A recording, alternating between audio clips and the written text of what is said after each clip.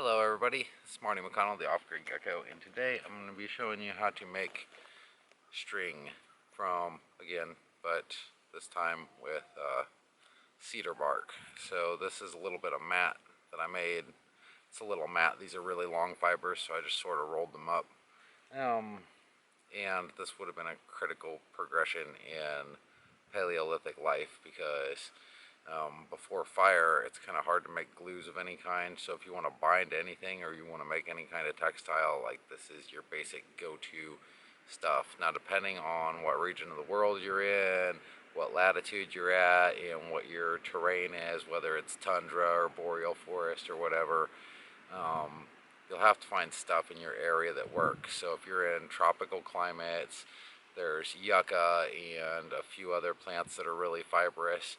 But up here in the Midwest United States, the plant of choice for easy, ready-to-go fiber is probably the eastern red cedar tree, or Juniperus virginicum.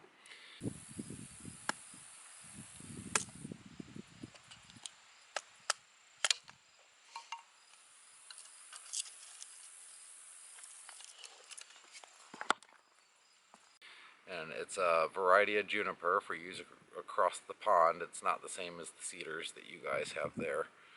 And it's really shaggy bark. The bark looks like this when you peel a piece off. It's just kind of dry and flaky, and even pulling at it you can see it's got these fine little fibers and stuff. Now if you can collect this bark and dry it out, then you'll probably want to soak it for a couple days before, or even for 15 minutes. Just make sure you get it good and damp before you start working, because otherwise you're going to have more of a tendency to tear these fibers in half rather than split them out and work with them. But today, going primitive with it, we are going to actually harvest some of this from the side of a living cedar tree, just to show you how easy it is to pull like some usable fibers out of this. On with the show. The first thing we're going to need is a tool. So I've got my hand axe here. Now I've got some flakes back here behind me as well. Now I'll show you how you can use both of these to make this kind of thing. So this was cut off with my hand axe, but we want to use this guy as a mallet, and this is just a little bit long for that purpose. So I'm going to go ahead and cut it off here just so it's easier to work with, and to kind of demonstrate like how you would use these tools if you're going to cut this out of the side of a tree. Now normally I would say try and snap this thing in half the easiest way possible. That applies for making firewood, but if you are wanting to make a really nice tool, or at least a tool that you know is going to last, then all you have to do is break you off a chip of rock like we talked about in other videos. And these chips, when they come off, are really sharp, so you can basically score you a line all the way around and deepen it as you see fit. And then this one was actually scored with my hand axe, so I was able to get in there a good 1/4 of an inch, make a nice little between this and the piece next to it. And then when you break it out, these little fibers on the inside will break, but the outside will hold together so it stays as a nice shape. And then of course you can polish it up on a piece of sandstone or whatever. And this is another thing, flake tools versus the hand axe. Like, flake tools are very sharp, so I can make a very precise cut all the way around here. But when it comes to actually digging in and sawing the stuff out, you really want a tool that you can apply some force to and work quickly with, rather than trying to go necessarily for total precision. And of course, if you don't care about precision, I mean, essentially this is a freaking club, so it doesn't have to be pretty. But I'm just going to go ahead and saw this down. So this is the part of the tree that come out of the ground where we snapped it off, and I'm going to use that as the head because it's thicker, and then just basically trim this up shorter to make a handle. Another thing with scoring it really deeply is you don't have to worry about splitting out the wood, and then you're left with a handle with sharp edges that are going to dig into your hand.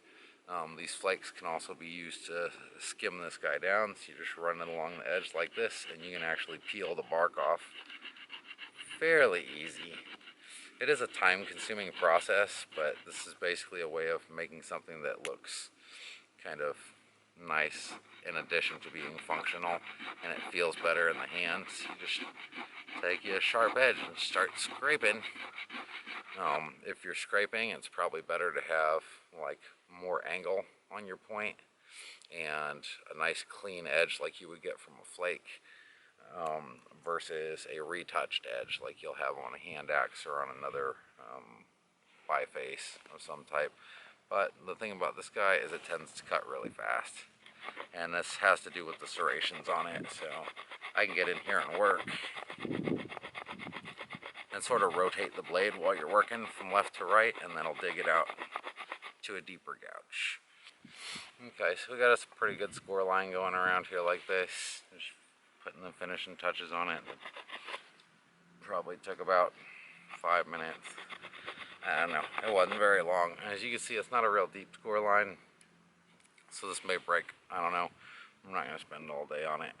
And then another thing I like to do with the hand axe now is actually kind of drive with the pointy end. Gently, you don't want to snap it off. And just kind of weaken this spot a little bit. So you can tell I'm kind of perforating it. And there. Where's your hands? Just punching little holes right down into the crack. See if we can find something hard to smack this on. So, simulated tree trunk.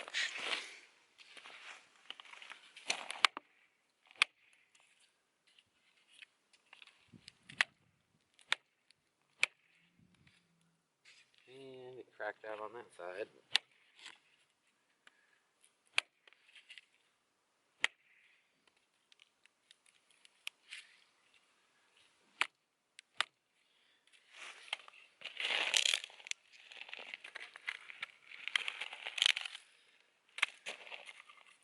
We got a little bit of flare out on the bottom.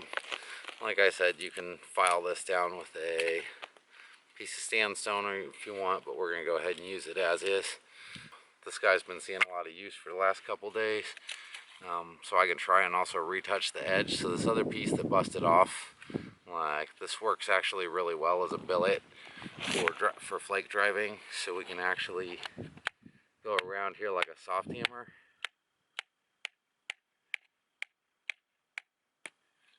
And just snap a few of these little loose bits of rock off here, and that'll just kind of sharpen and retouch the edge. You want to use a soft hammer because you don't want to like split your hand axe in half like that. There we go. So I actually drove off a pretty big flake from the top, but now that little guy's got a brand new edge on it right there. Great for cutting again.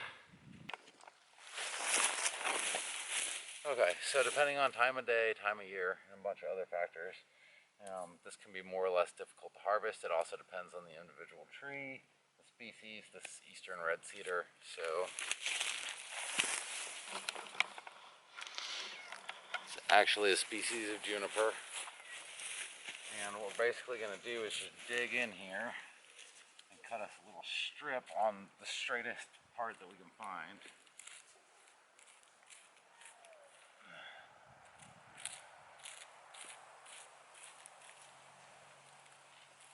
Gouge it. Gouge it. And then I'm going to try and just gouge across here. Go find my hammer. Ooh, that's pulling apart easy.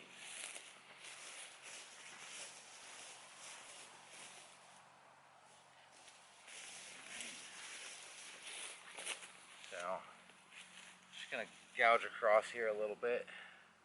Give us a good working platform.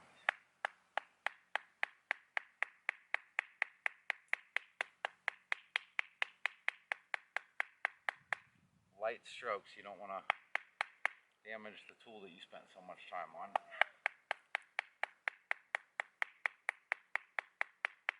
Unless you just really love flint knapping and you want to make another one, you want an excuse.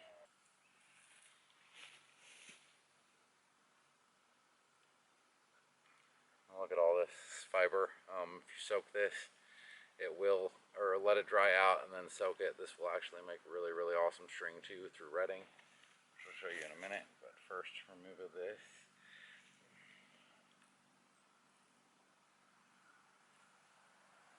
So you just want to peel them off as best you can. And you basically want to go to the sapwood, and then it'll stop feeling pliable and it'll start feeling like wood under there. I guess the only way to describe it. Now each one of these layers in here on this inner bark is a type of bast. So this can all be used for cordage, or it can also be used for making baskets and things of that nature. Alright, so we've got a nice little bundle here. More volume's better, but for the purposes of this video and keeping it short, I'm not going to spend all day girdling this tree. If you want the tree to live, don't go all the way around it. Just take a strip out of this tree and a strip out of that tree, that kind of thing. It's not hard to figure out because all these vesicles are going all the way around, so the more you cut, the more likely you are to kill the tree. But this will work for our purposes today. So this is our little bundle of tree bast that we collected. It's mostly the outer bark and some inner bark. Now this inner bark will peel straight away if you do it carefully.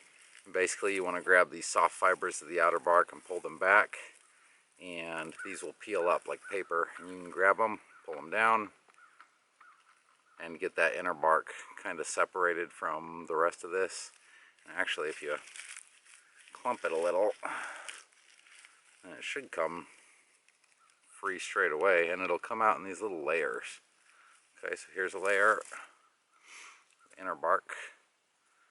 If you want to make fiber out of this, it's best to just let it dry in the sun for a couple days, then soak it in water for half an hour or so till it gets nice and wet, and then you work it the same way we're going to work this. And what you will end up with from those inner fibers is something like this. And this is from some longer pieces that I cut.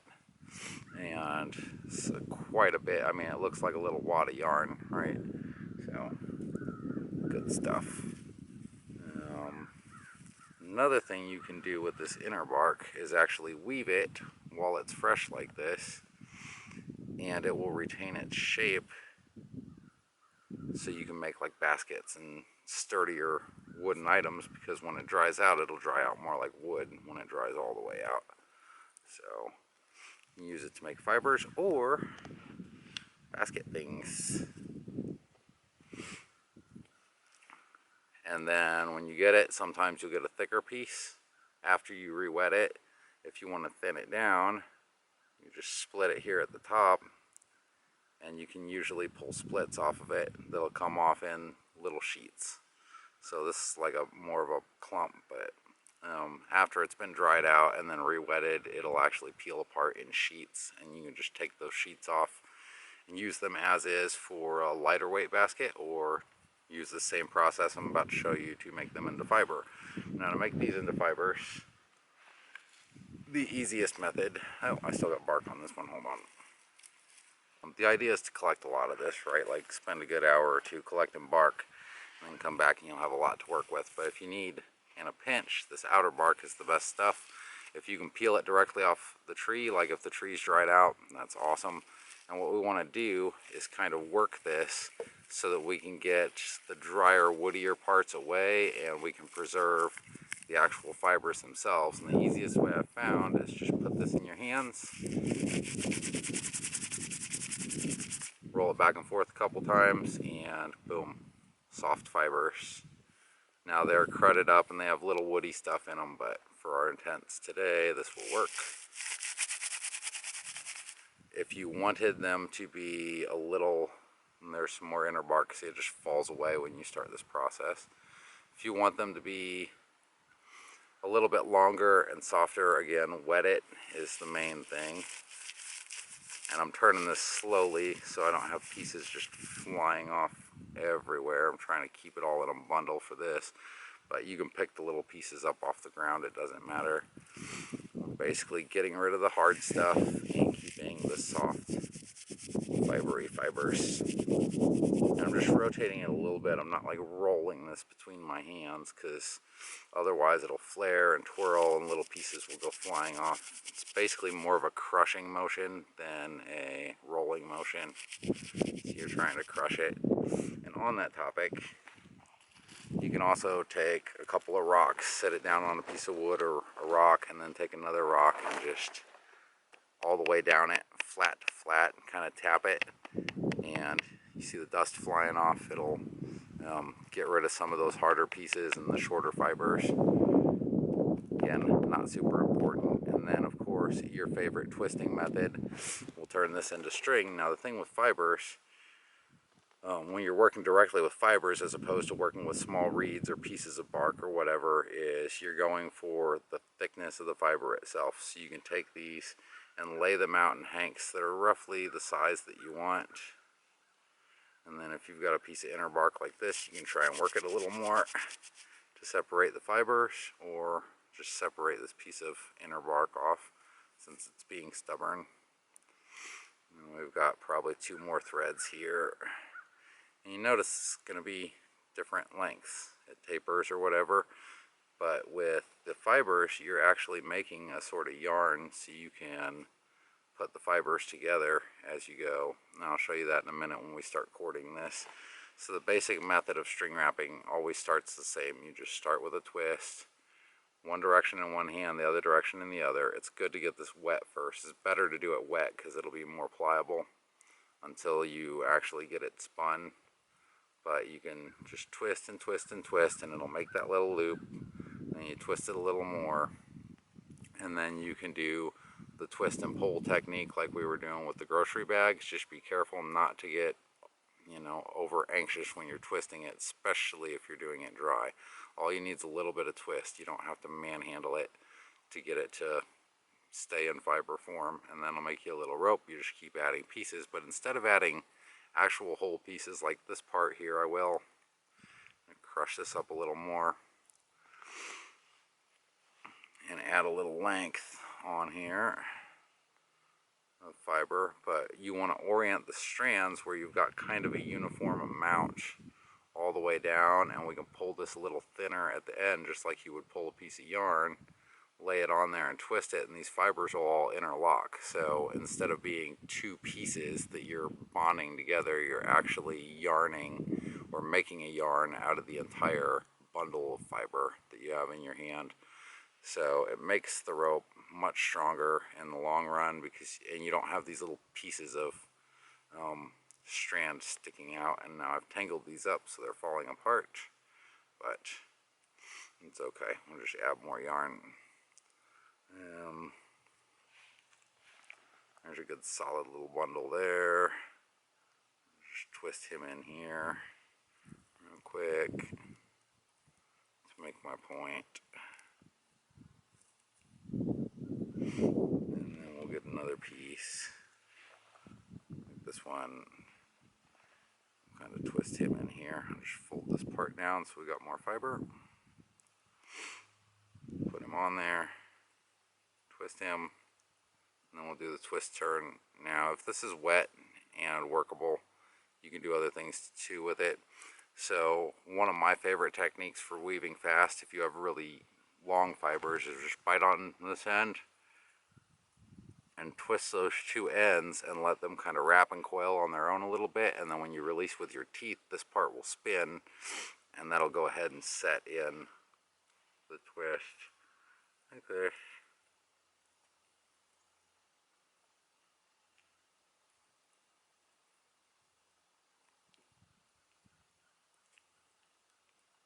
So you can do it that way, and that's a good way to do it depending on your fibers. And you'll see this in some African cultures. They'll actually lay the fibers on their leg. Let's see if I can do this like this. And he's got a technique where he puts his hand on it and he'll roll both of these bundles with his right hand. And then he'll put his hand over here and roll the whole thing back, and that will twist the fibers. I have not perfected that technique, but if you're new to this, the simplest is the twist and bend method. So twist it away from you, and then bend it back toward you, and just keep at it like this.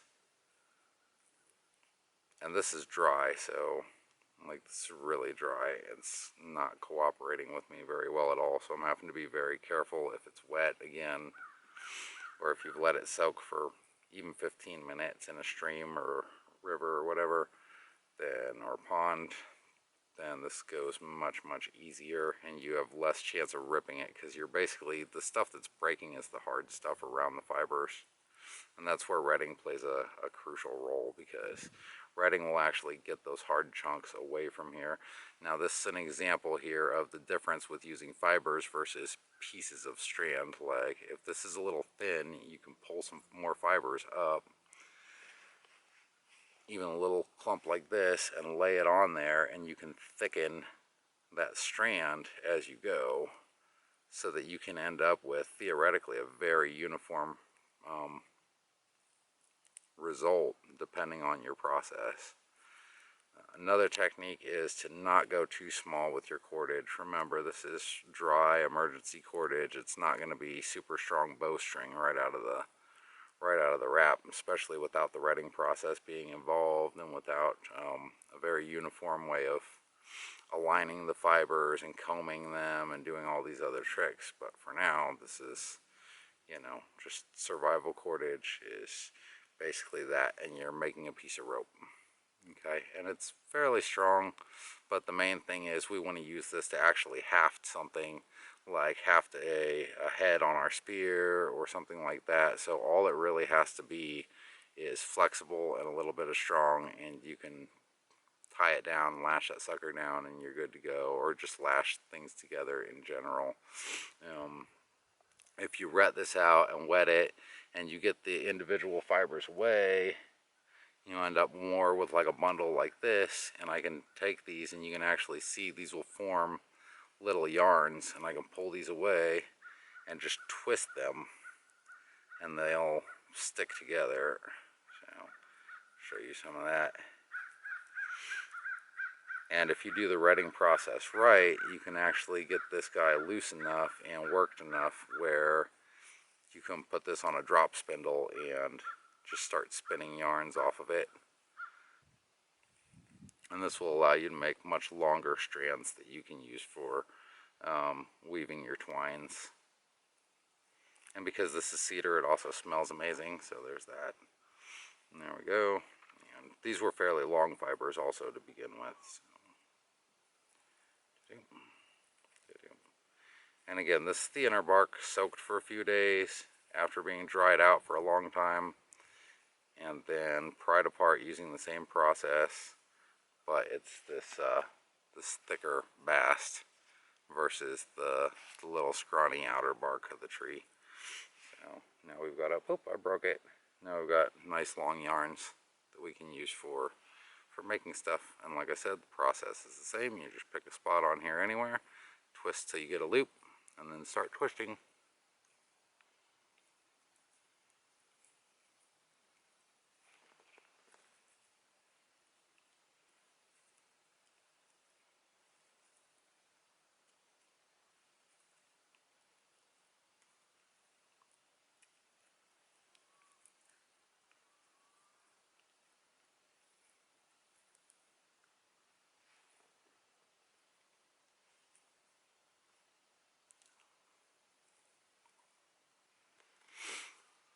And you can do it like that. You can do the rolling thing on your leg, which I can't do because I'm not that coordinated. Or you can do it by the twisty method. Just whatever you need to do to start getting a nice strong cordage. And when you get good at this, it is a very effective method for, play with this one. I don't want to play with that one, I want to play with yours. Stop. Stop. Move. Out of the way. You're breaking my things.